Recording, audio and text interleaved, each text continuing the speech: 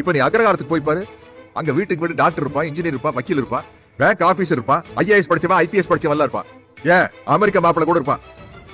ஆனா குப்பத்துக்கு போனா சாக்கடை ஆள்றவன் இருப்பான், மூட்டை தூக்கிறவன் இருப்பான், கொளுத்து வேலை பார்க்கறவன் இருப்பான். ஆனா அக்ரகாரத்துக்கு போய் பாரு, இவன் யாருமே அங்க இருப்பான். ஏன் நினைக்காது யோசிச்சு பாத்தியா? யோசிச்சு பார்த்தா இப்ப அப்ளிகேஷன் கிழிச்சு போட்டு ட்ரை பண்ணிருப்பான்.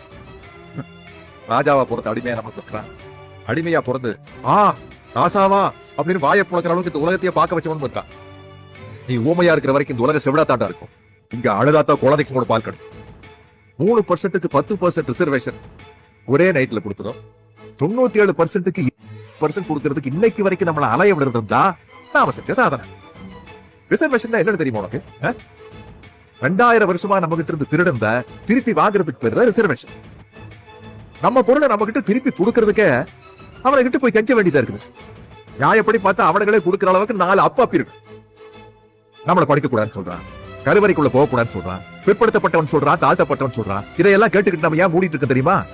கடவுள், த இமேஜினரி ஐடியாலஜி.